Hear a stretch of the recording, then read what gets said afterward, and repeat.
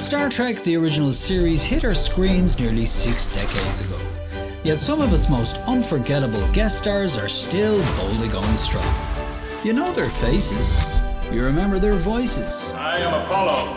And they're still around to tell their stories. I love Bill. It's just that he really did have a tendency to take himself real seriously with women.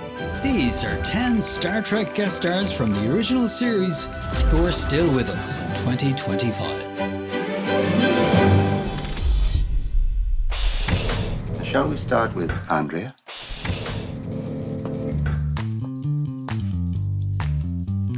I'm Andrea. When Sherry Jackson stepped onto the set of What Our Little Girl's Made Of, she was already a Hollywood pro. Didn't you know? Many years before she played Andrea, Jackson had made a name for herself as a child star in the 1950s, charming audiences as Danny Thomas's TV daughter. By the time the 60s rolled around, Jackson had nailed a tricky transition from kid actor to sought-after guest star. Remarkable, isn't she? Popping up in Batman, The Twilight Zone, Lost in Space, and then later in the 70s, The Rockford Files. But she credits Star Trek and that famous costume as the part that got people talking. To overcome my costume was my challenge. And then there was her leading man. Mr. Big Shot himself. Who's that? Right over there. Unlike his cloned alter ego, I will kiss you. No, You will not? it is illogical. it appears William Shatner was more than happy to play Andrea's romantic partner. I must say, when he kissed me on screen, he really kissed me. He's kissing me, and when we pull apart, not only is my lipstick gone, but my lips are like swollen a little. He really kissed me. Sherry Jackson remained on television into the late 80s before stepping away from acting. These days, at 83, she keeps a low profile, but has been known to make the occasional convention appearance. For our second Star Trek survivor, it's time to say hello to Catwoman herself, Julie Newmar, who in Season 2's Friday's Child found herself playing Eleen, the pregnant widow caught between political assassination, cultural duty, and a very cranky Dr. McCoy. But I'm a doctor, not an escalator. With her looks, talent, and determination, Julie Newmar wasted little time getting attention. Stupefying Joan. She was a Broadway dancer by 19, a Tony Award winner by 25, and by the 1960s she found fame as the original Catwoman. Slithering through pop culture with a pour that drove Adam West's Batman and the viewing public to distraction. Perfect. 6 feet tall in heels, classically trained in ballet, and possessing an IQ of 135, Julie also had a head for business. Boy, that's wonderful. Cleverly patenting her own line of pantyhose for shapely women. Oh, fine. When it came to her stint on Star Trek, the actress had mixed feelings. I don't like science fiction. Star Trek. Difficult. But she had good things to say about the star of the show. Shatner has it. He does it good. Nowadays, 91-year-old Julie stays young and keeps in touch by remaining active with her beloved son and on social media, where she continues to interact with both friends and fans. This is Gary Lockwood. And before he ended up spinning into infinity in 2001: A Space Odyssey, Lockwood took a very different kind of spacewalk in Star Trek's second pilot, where no man has gone before. Playing Star Trek's first of many godlike antagonists, spouting things like, You fools do not squash you like insects. We'll crush you like insects. Born in 1937 in Van Nuys, California, Lockwood was a UCLA football player turned stuntman before pivoting to acting in the late 1950s. And with his leading man looks, it didn't take too long for the actor to find his breakout role in NBC's The Lieutenant, a series created by one Gene Roddenberry. And like Lieutenant guest stars Leonard Nimoy and Nichelle Nichols, Jean would remember Lockwood when it came time to cast Star Trek's second pilot. 2 years after Star Trek, Lockwood, by now married to actress Stephanie Powers, She's gorgeous. made sci-fi history again, this time as astronaut Frank Poole in Stanley Kubrick's iconic 2001, A Space Odyssey. So how do they compare? When people say to me, which is your favorite, Star Trek or 2001, I'm not against Star Trek. And I've called it the worst job I ever had because I had to wear these full contact eyeballs. So somebody said, can you see? And I said, no, I can't see. He didn't ask for what happened to him. I felt for him too. As of today, Gary Lockwood is retired and living in California. And as you can see from that 2024 clip, still active on the convention circuit. To introduce our next well-known guest Star Trek survivor, here's an early publicity shot of Gary Lockwood gazing at her. You recognise her? Wait a minute. Let me guess. Let me guess. What's going on? Barry. Incorrect. Get a guess what you?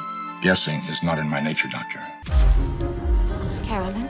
Before she became Leslie Parrish, our next Star Trek survivor began life as Marjorie Helen, a kid from Massachusetts who chose music as her career and worked hard to pursue it, scrubbing floors at the age of 14 to fund her studies at the Philadelphia Conservatory of Music. By 16, young Marjorie was juggling waitressing and teaching piano to stay afloat. Acting and modelling weren't even on her radar, but tuition fees forced her to change direction at 19. That's when her mother pitched a wild idea. Why not try modelling? That's my husband's squad. And so in 1954, at the height of the TV boom, 19-year-old Marjorie turned to modelling and became Miss Colour TV, where she served as a kind of human test pattern to calibrate skin tones on colour broadcasts. Her TV appearances got attention from movie studios, and pretty soon Marjorie Helen was changing her name to Leslie Parrish to play the female lead in Little Abner, which was coincidentally the same movie that showcased newcomer Julie Newmar. As the turbulent 60s rolled on, Leslie became an increasingly staunch civil rights anti-war activist. Apparently she actually organised a group of over 100 well-known names, including Leonard Nimoy, who were willing to speak out on the issues. And according to her website, Leslie created a bumper sticker that will be familiar to a lot of people from that era. Maybe not surprisingly, Leslie wears her connection to Star Trek like a badge of honour.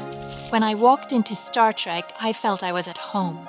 I thought this is the way it ought to be. It didn't matter what race you were or where you were from.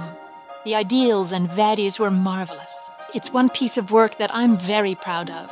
In the late 70s, Leslie Parrish made a choice to walk so far away from the spotlight, Google actually struggles to find a recent photo of her. The same cannot be said about our next guest star. I've always wanted to ask you about your romantic connection with Captain Kirk. Well, a lot of women admire Captain Kirk. Oh, you mean Captain Kirk? Yeah. Oh, you mean the character I played? Yeah. Oh, yes. Oh, yeah, I did. Yes, You mean there was something else? No, that wasn't. I'm Edith Keeler. Arguably the most famous guest star of arguably the best episode of the entire series. Called The City on the Edge of Forever. Oh, yes. There you are. Very famous. I wore an apron and a drab frock, and I was very nice and sweet. So she dies under a bus. Joan Collins was born smack in the heart of London to a former dancer and a theatrical agent whose clients would include the Beatles. So with showbiz in her blood, at age 16, Joan attended RADA alongside classmate Roger Moore. Keeping the British hand up, sir. She landed her first film role at age 17, and within a few years she was dubbed Britain's bad girl answer to Elizabeth Taylor and shipped off to Hollywood with a 7-year contract from 20th Century Fox. Yes, all right, I'll come at once. And while she lost out to Liz Taylor for the role of Cleopatra, Collins replaced Marilyn Monroe in this movie from 1955 and starred opposite Paul Newman a couple of years later. In the 60s, she and actor-singer husband Anthony Newley were busy siphoning off whatever tabloid notoriety wasn't already being taken up by Liz and Dick. And by the 80s, Joan Collins was ready to take on her biggest role yet, joining the Dynasty cast as Alexis Carrington. Hello, Alexis! The ex-wife from hell. We hate you! Who shot the show into the top 10, won the actress a Golden Globe, and the winner is Joan Collins. and gave the Romulans a run for their money when it came to shoulder pads. That's rich. When it came to Star Trek, Joan could be suitably dame-like when the occasion called for it, or she could dish Alexa-style dirt on her co-stars if it just made a good quote or kept a chat show entertaining. And it isn't true that you might have had a wing-a-ding-ding with the actual Captain Kirk. No, well, I actually did a scene with him, and he was quite tall and very tanned and had a lot of hair. And I went in the next day to makeup, and I'm sitting in one makeup chair, and this sort of rather short, very white-faced man who was follically challenged was sitting in another. He said, hello. And I said, hello. Went on doing the hair, and after I left, I said, who's that? He said, that's Captain Kirk. I said, you're kidding. I said, how rude. I went back and I said, oh, darling, I'm sorry, I didn't recognize you. Actors don't like that. And that's a really nasty story, isn't it? Don't hold it against me. No, I don't. I never let him either. Having recently celebrated her 90th birthday, and after a lifetime of controversy, no doubt Joan Collins is finally done stirring the pot. You want to bet? Can we just take a moment and appreciate how great Clint Howard is? Please. Never seen such nervous chickens.